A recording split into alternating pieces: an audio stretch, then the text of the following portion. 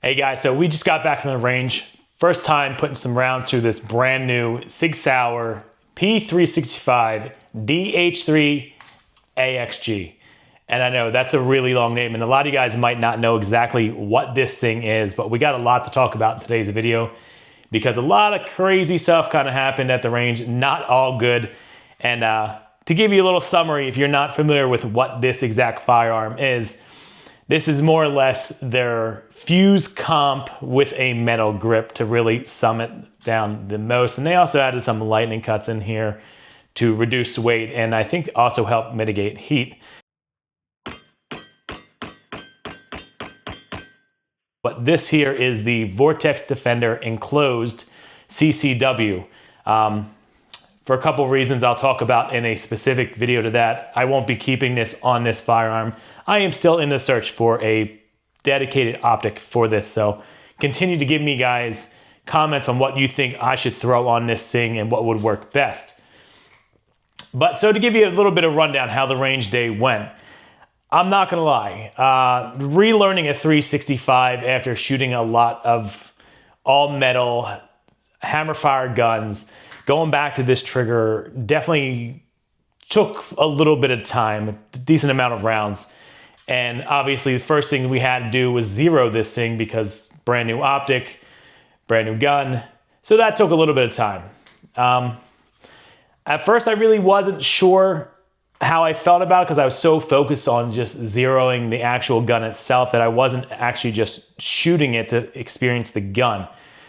So it did take me a little bit of time. And I will say when I first bought this gun, because at the time, there were no videos of this. No one has really talked about this. The only video I saw out was from Sig, and obviously that's featuring Daniel Horton, who helped design the gun.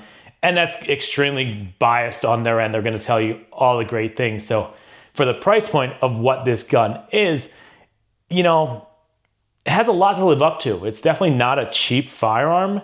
And on paper, it promises a lot. So I really didn't know how the range session was gonna go. Was I gonna, hate it because the trigger? Was I gonna get used to it again? Was it gonna be as good as I was hoping it was gonna be? And yeah, we're gonna get into all that in this video today. But before we do, I just wanna make one disclaimer for you guys. This was purchased by me.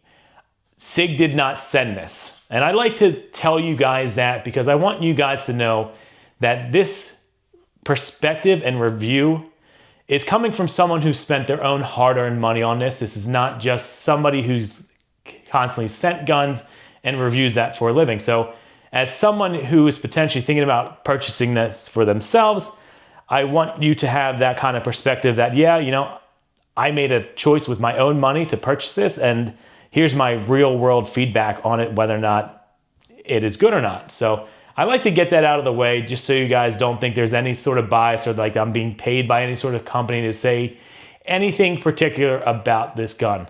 It's kind of why I started the channel, to have, a truth in this industry where there's unfortunately a lot of shilling.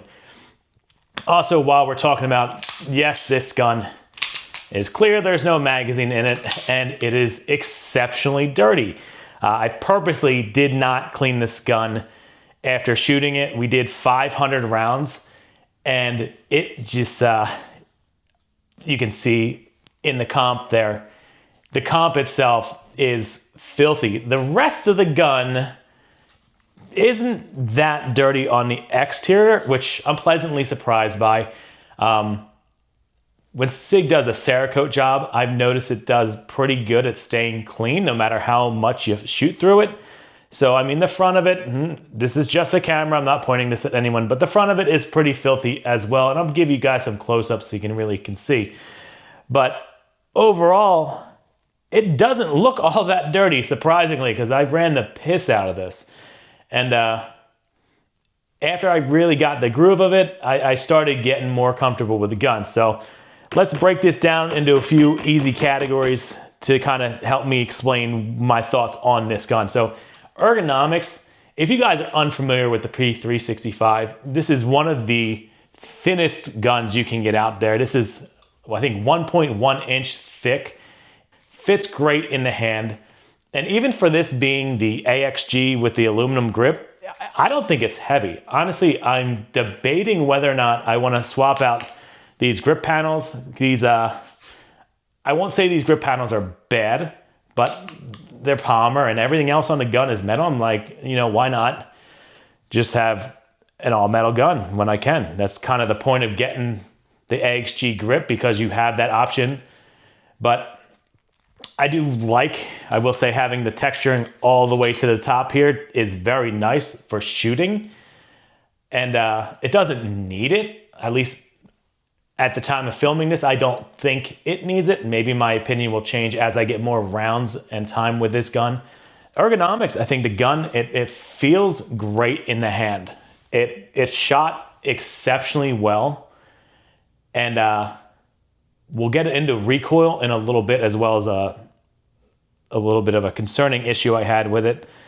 But the other part of the grip here, and I'm going to try to show you guys nice and close. You can see there's these little serrations up here. And from me shooting my 226 that had the breakdown lever kind of doubled as like a gas pedal, when I first saw that before purchasing this, I thought that would be really great for a thumb point. When you get pressure to that, it definitely mitigates recoil even more and helps stabilize the pistol. Without it, it's still very flat shooting. So it's nice that you have that as an option. I just need to kind of play with my own grip to make it work where I can consistently get that, because it definitely changed it up in a positive for me. But overall, you know, I think if you're coming from like a 365X or maybe an XL, this might feel heavy. Me coming from a CZ Shadow 2 and a 226 and the PDP, like, this does not feel heavy to me. So the thought of adding more weight to it, I think will only help make this even more flat shooting and will only benefit the overall experience. Now, once I get my new holster in, I'll let you guys know how that feels in the waist. If that's something that the weight might be an issue, I don't think it's gonna be, but you never know until you actually try it on. Talking about the trigger now, I mean, guys, unfortunately, it's just a regular 365 trigger. I will say, over the course of shooting the 500 rounds, it got better, or maybe I got better with it, relearning it. I mean, I carried an X macro for 2 years, so I'm pretty used to this trigger. And once I got back in the groove of it, it definitely felt more natural. It's not a great trigger. It's not a terrible trigger. I kind of wish at this price point that they'd offer a better trigger. It's, you know, standard. I mean, I feel like it's definitely broken in. You got that take up, you hit that wall. It's there. Reset's nothing great. I mean, it's usable. I mean, I think towards the end of the range session, I got better with it. It's not something I'm gonna hype up because it's just a basic 365 trigger, and it works, right? Would I take this over a Glock trigger? Absolutely. Am I gonna sit here and say this is a great striker fire trigger? No, I'm not gonna lie to you guys. It is what it is. It works for the gun. There's definitely room for improvement. Hey, Sig, if you wanna make a better trigger for the 365, I think you have a ultimate carry option. Not that the trigger holds you back by any means. I'm just, I guess, becoming a trigger snob over time. As far as recoil, I will say, I was really unsure if this comp was gonna work. Now, Sig does something different with the way they do the comps on this, the macro, the 226 X5 Legion, I think the 320, I think they all have like, what they call a comp is basically they chop the barrel short. As you can see, there's no barrel in there. It's kind of recessed here, and then it has the room for the gases to expand, and some gas comes out the front. There's a lot of different ways you can do comps, supports, and everything. I give Sig credit because when they came out with the X macro comp, I kind of feel like, at least for carry, I think that was one of the first ones out there. You guys tell me in the comments below, am I wrong? Whereas the one before that, to me, I think that was one of the first more compact carry options with a comp. Does it work? Yes. Is it the most effective? I don't know, guys. I mean, I don't really have any way to scientifically measure that at this point. I definitely think it's nothing compared to like a 3D printed comp that they have on the 211. I'm sure that does way more. But it's undeniable that this comp is shooting gas up through it. I mean, I got some B-roll here, and you guys saw the thumbnail. Like, it was a flamethrower. Like, things were definitely coming out of that, and it definitely helped keep this thing flat. So it works. How effective? I don't really know. I don't have the fuse, which this is essentially the same size as a fuse. I can't compare it. If I get one, I will let you guys know how it compares to one that does not have the comp.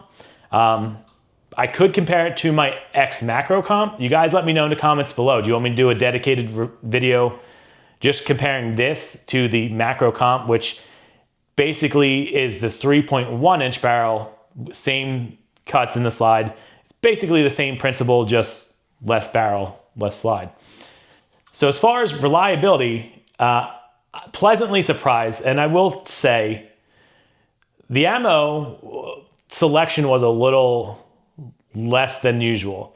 I don't know if this is going into that whole ammo shortage thing that people have been making videos about, but unfortunately all I could find was 115 grain. I did get 5 different brands, got 100 of each, but it was all 115. So in my next trip to the range, I will definitely include 124 and probably some 147 to kind of vary that. But of the 500 rounds, this thing was 100% reliable. No hiccups whatsoever. I was surprised by that, honestly, because I remember when the fuse first came out, and I don't know if this has a different spring than the fuse, but I remember people having some failure feeds when that first came out. I can't speak to if they fixed that or whatnot, but I do remember being interested in the fuse, and the 2 issues that the fuse had was some people were having a failure to feed, and some people were saying that it got extremely hot. Coincidentally, yesterday, the RSO, when he came over, we were talking about this gun, he happened to be, he had a fuse in his holster, and he told me, he's like, yeah, man, after 50 rounds, this thing gets hot, like it's uncomfortable to put back. I will say that is not an issue with this. I don't know if it has something to do with them changing the serrations on this or adding those lightning cuts, but this thing never got hot to the point where I was like, wow, that's unusually hot. Having the metal grip, do I think this got warm? Yes. Was it ever to a point that I couldn't hold it? No. And I did those 500 rounds in about 75 minutes, give or take, somewhere around there. Pretty consistent shooting. The only time I was not shooting was reloading. So, I mean, it was consistent streams of fire, and I don't think it got anything crazy. I mean, I can try to push it even more next time and see if I can get it to a point where it's too hot. But for me, I noticed it was warm, but it wasn't like unbearable. One thing that is pretty cool about the fuse this size is it's, their fusion between like a concealed carry and a duty gun. And I mean, the size of this is pretty cool. Like I could put a small Streamlight on there. I could throw a big X300 and it wouldn't be obnoxious, which I might try that out. I might, just so I can, run it from the belt and see how it feels. Overall, it was a good experience. Definitely surprised me in a lot of ways. I definitely really was not sure how much I was gonna like this, but towards the end of it, I'm like, wow, I really, really like this gun. For the price point so far, and again, this is just my first time shooting it. My opinion may change as more rounds go through it, but I really, really enjoyed it. But there was one issue aside from it getting hot, and thankfully I got that on video. So this pin back here, let me flip that around. See that pin right there? For whatever reason, within the first 100 rounds, that pin started coming out this side here. Luckily, the tool I happen to have, I only had the one tool with me to adjust the optic. That actually fit perfectly in there. I pushed it back in center, and it hasn't budged since. It looks like it's still perfectly in place. So I don't know what could have caused that. I've never had that happen on another firearm. I'm hoping it was just a one-off fluke, but time will tell, guys. Is that going to be a concern? As far as, you know, fitment, it's still relatively, I mean, not perfectly quiet, but there's a slight rattle to it, which, I mean, guys, it's a 365. It's not going to be, you know, a high-end 2011. It's going to have some rattle to it. I just hope it doesn't do what my macro ended up doing. That thing was quite the rattle can towards the end.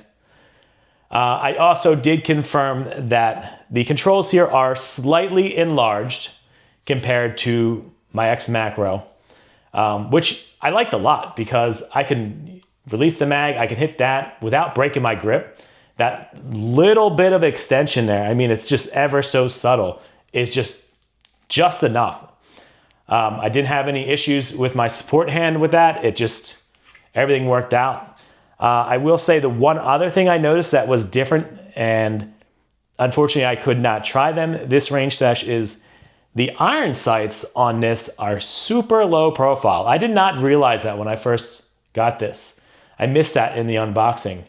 But so low that I can't co-witness with this red dot.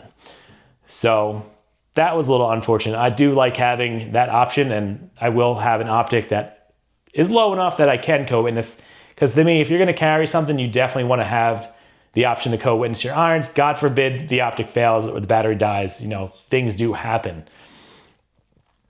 But if there's something I missed, guys, anything you think you want to hear about, ask me in the comments below. I'm definitely going to be shooting this thing a whole heck of a lot. If there's any other comparisons you guys can think of, drop it in the comments below. I'm definitely curious to hear what you guys suggest. But so far, I gotta say, pleasantly surprised, because at this price point and it being a 365, I really didn't know. I didn't know, was it gonna be all hype? Was it gonna be, you know, just that much better? But honestly, it really shoots pretty damn flat. You can shoot it pretty damn quick. I mean, obviously, myself, I'm not the best shooter out there. I'd love to see someone like PewView shoot this, because he'd shoot the piss out of it. And he'd really show us what the true capabilities of this firearm is. Me, hoping to get there one day, not there yet. Humbly can admit that. But as of right now, guys, I'm really impressed. I definitely look forward to shooting this a whole lot more and letting you guys know how the journey goes. So I appreciate you guys tuning in. If there's anything else you want to hear about this, drop in the comments below. I'll include it in the next video. Peace.